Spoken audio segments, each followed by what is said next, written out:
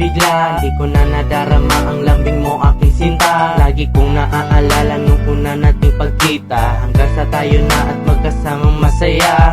Bakit ba, ano ba ang nagawang masama? Nakakapagtaka, bakit bigla ka lang nawala? Kaya pala alam ko na meron ka na palang iba. Pinagmumukha mo lang pala akong isang tanga na walang nagawa sa iyong paghuhudas.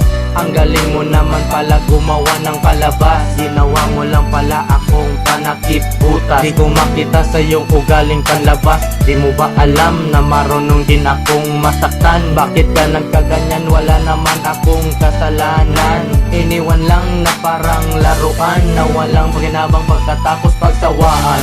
Bakit ako ay iyong iniwan? Ako ngayon ay nagtiis sa aking pag-ibig, ay nagdurugo at nagdurusa. Bakit ba lumisan ka? Ano ba aking nagawang kasalanan? Kung meron man aking ang Tapos tayo babae na pinagsisihan, minahal ko na dati, na ngayon ay lumitaw at nasa isip ko parati. Hindi ko mapagilan, lagi sa isipan, bakit mo ako ngayon ay iniwanan? Di ko manimutan na ito pinagdaanan, bakit sa puso ko pa yung sinugatan? Sana di mo maranasan ang aking pinagdaanan, na ako iyong iniwan at labis ko yung pinagdusahan. Masakit sa kalooban, pero ito ay kailangan tanggapin katotohanan. Nagmansa sa katauhan, ito ay isang mensahe para sa isang babae. Dahil sa inyong paglisan, ako ngayon may nalaman na hindi sapat ang kagandahan para mahalin. Nasa kung paano mo lang yan dadalhin. Katuturan, kabubuhan, hindi sapat ang iyong kagandahan. Kabaitan, kagandahan, yan ang dapat mong matutunan. Kabutihan ay kailangan sa katulad mong walang katuturan. Kagaguhan, kahanginan, kala mo naman kagandahan. bakit ako ay iyong iniwan? Ako ngayon ay nagtiis sa aking pag-ibig, ay nagdurugo at nagdurusa. Bakit ba lumisan ka? Ano ba aking nagawang kasalanan?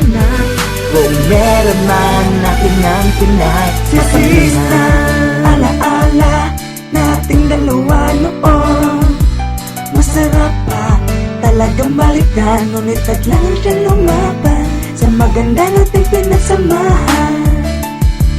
Kailanman ang tukso ay nandyan yan, at ang kabig ko ang sa isa't isa ay hindi nawawala. Sa mga taong nawawalan ng pag-asa, at ngayon alam ko na sadyang ganito ba ang buhay talaga. Masakit mang maiwanan, hindi ko pa makaya. Talagang ganun talaga, dapat pang matanda. Hindi tayo ang nakalaan at nararapan. Alam nyo ba, walang bagay sa mundo ang hindi iniiwanan, kahit bagay at pamilya. Paano pa kaya